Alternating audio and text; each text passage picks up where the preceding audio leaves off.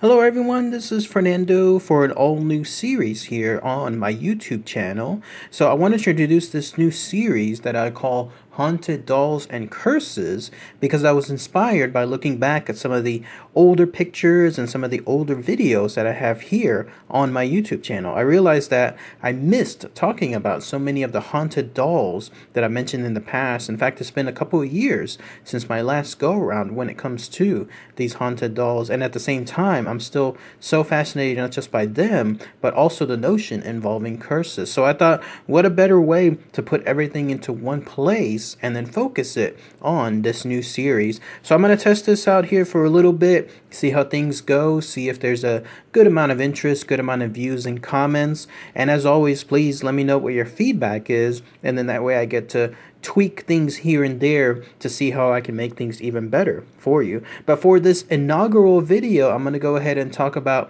this haunted doll, which you're looking at now. What's fascinating is that this doll is no longer located at the house that you'll see in some of these pictures. Instead, it's apparently located at a public library. But even then, I was reading a post that it may be even somewhere else. So the whereabouts of this doll is still as mysterious, actually, as the mysteries and origins tied to this doll as well. All of it all seems to be just one big set of questions, and so I'm going to explain all that information for you here. But it goes by several names, but it's more commonly known as the Janesville Doll. So let's go ahead and let's talk about all the fascinating and mysterious info associated with this purportedly haunted doll. So what is this Janesville Doll? Well, there was a time period for at least a good while where you could go to a location there in Janesville, Minnesota. Apparently, if you went to a street that was called Main Street, you would find this house there. And for that time period, at least, if you peered up towards the top of the window, then you got to see this doll right there. And the way it looks like, it was peering out almost as if through the top floor at the rest of the city below it, or the rest of the street below it, almost as if it was just a person just perched on a seat or some kind of chair just enjoying their day. But the fact that this is a doll obviously makes it so much more creepy. But what makes this so mysterious is that no one knows exactly when this doll was placed there, and no one knows the reasons for it as well.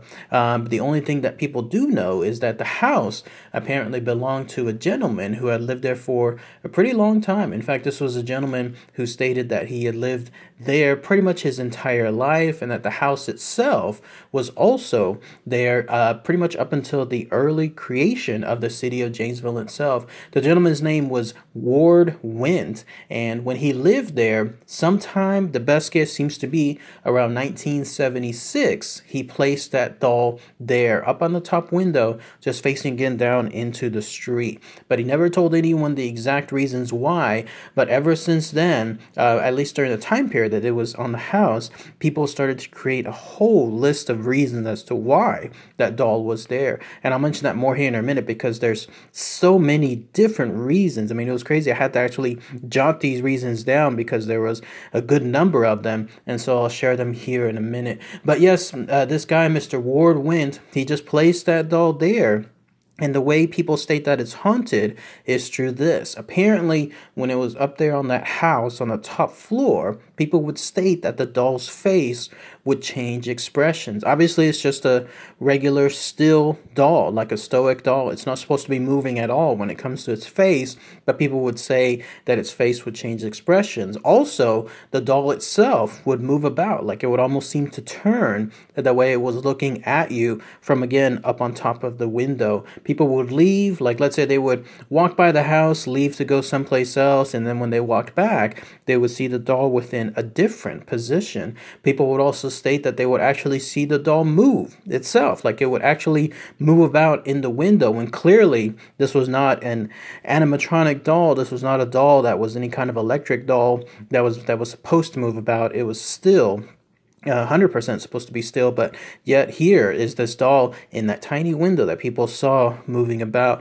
And then if you take things in a more deadlier or more sinister sense, this was a doll that apparently not only would look at you, but it would also almost place curses on you. Like people would state that whenever they left, they would just have this ill feeling, this foreboding feeling right afterward, and then they will start experience a sense of bad luck. And then if you want to take things even worse, apparently this was a doll that even at late at night, there it was looking out downward onto you. Let's say as you walk by the street, and then you will suddenly find this doll almost chasing you on the down the street too. So you can see that there's so many weird, crazy, almost haunted angles associated with this doll. But again, whether this doll moved on its own, whether its expressions changed, whether it was chasing people down the road, a lot of it just seems to be in case of, and I was reading this on various websites, almost like a game of telephone. You know how that game goes, wherever you tell someone one particular story, and then when they tell it to someone else, they change things just a little bit more, and then that person changes it towards another person, and by the time you finish the telephone game, it's completely different. Such is the case here when it comes to this doll. Who knows what exactly it was doing during that time period that it was up there, but it all remains very, very mysterious to this day. And if you can believe this too, the doll actually has a Facebook page, and I'll include the link for it below, because if you go there, even now, people state, the ones that have lived there in the past or even currently in Janesville, that state that they had their own experiences with the doll, or they were at least they were at least familiar with what happened with the doll's existence there, at least when it was staring at them downward from that infamous attic window. But yes, they post their own experiences there. So crazy stuff when it comes to that kind of situations. But as far as why it was placed, unfortunately, we will never truly know, at least for a while, because this guy, Mr. Ward Wimp, he has a final answer for it. But in almost a mischievous way, he decided to place it within a time capsule. Apparently sometime right there in 1976, when the doll was first placed on top of the window, he put something on a note, whatever this answer was on a note. It was the answer as to why he placed that doll on the window, but he placed it into a time capsule that the city was celebrating back then in 1976. This was a bicentennial celebration, the idea being that for the next 200 years, this answer and anything else within the time capsule would not be opened until the year 2176. So somewhere down in the future, on 2176, when this time capsule is opened, whoever the residents are there of Janesville will be able to see why Mr. Wint placed that doll there. He placed that answer, and that's the final answer on his part. So it'll be interesting to see what happens down that time period with regards to this doll, like why it was essentially placed there. But I was mentioning earlier about all the crazy rumors and the crazy suggestions as to why it was hovering by that window for so long. Here's some of them, in fact. And again, take this all with a grain of salt, only because you have, again, so many situations of people explaining one thing to another, and it just goes out. I mean, the theory of it just branches out into so many different options. But one is that the idea was this doll was actually from a situation involving a daughter that lived within that house. And what I mentioned is all these other theories are also related to apparently a daughter that used to live in that house. But this daughter, this theory, she ran away from the home. The parents, who were, of course, very saddened and then very worrisome about what occurred with their daughter, they placed that doll up by the window almost as a way for them and the doll to watch over the daughter and then see if that they could protect the daughter. And then that way, it was almost like an invitation to have the daughter come back. Unfortunately, the daughter never did. And so the doll itself, this Janesville doll, stayed up there as a memorial. So that's one theory. Another theory is this. It was also involving a daughter that lived at the house, but she in turn ended committing suicide. She hung herself in the house itself, actually on top of the floor, that attic floor, the top floor. And the reason she did it varies. Most of it tends to be tied to some kind of abuse. But when she hung herself, she hung not only herself, but she placed that doll as well near her, also in a hanging position.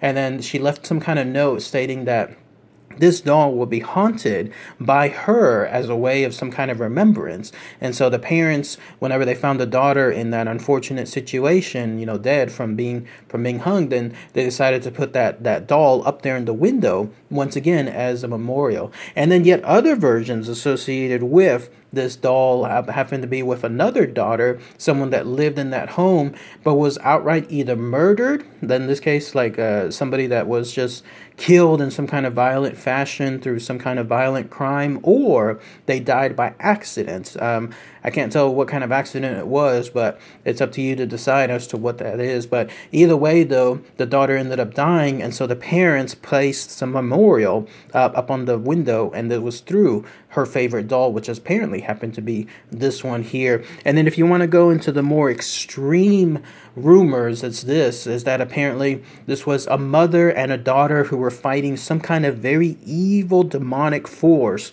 within the home, and this demonic force ended up winning. They ended up killing the daughter during the exorcism. Apparently it was possessing the daughter itself, and so whenever the exorcism was being placed onto the daughter, she ended up passing away. And so the mother ended up taking up this doll who may have been the daughter's, and so she put it up not just only as a way as a memorial, but as a way to try to get her daughter's lost soul into that doll, and then that way, in a way, this doll would be her daughter going forward, like it was the mother treating it pretty much outright like a living embodiment of her daughter from that point forward. As you can see, all these crazy suggestions, all these rumors associated with it, all of these have to do with some kind of daughter having some kind of really, really bad situation happen to them, and ultimately it ties to this Janesville doll. None of it, though, apparently goes with Mr. Ward Wint, and all the years that he lived there, because nobody has any records of anyone dying in that house, no police records either, showcasing some kind of bad, unfortunate circumstance, no missing persons report associated with that home too.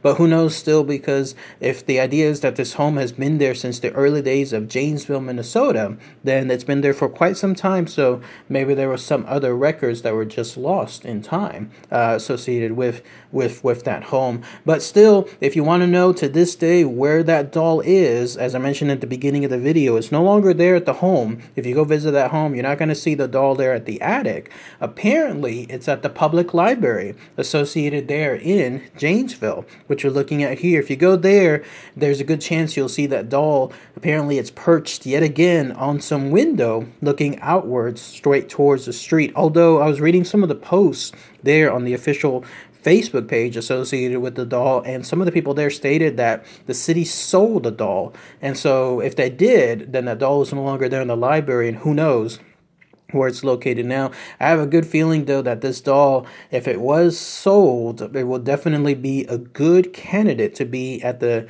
Zak Bagans Haunted Museum, which is located there in Las Vegas. They already have several dolls there. Peggy the doll. There was another doll that I can't remember the name, but it was right at the beginning of the tour. And then there's another one called the Murder Doll as well. So here you have a perfect situation for this doll, the Janesville doll, to be in that museum too. So, but anyways, what do you guys think as far as this new series involving the inaugural video for this Janesville doll? If anyone has any more information, anything else I might have missed about this haunted doll, please post those comments below. Anybody there from that Janesville area? There certainly seemed to be a lot of people that were posting on that Facebook channel about it. So if anyone knows more intimate details associated with this on a personal level, in other words, maybe you live there, or maybe you had others that lived there as well, then please post below. Or if anyone has more info on the whereabouts of this doll too, I tried to see if there was any confirmation on where it's at now, but I couldn't 100% find anything definitive. But if anyone has any more info on that, then please post them below. And also, I'd love to hear your comments associated with this new channel. I'd love to see what you guys and gals think about this new series as far as these haunted dolls and curses. So, all right, everyone. Thanks again as always. Take care.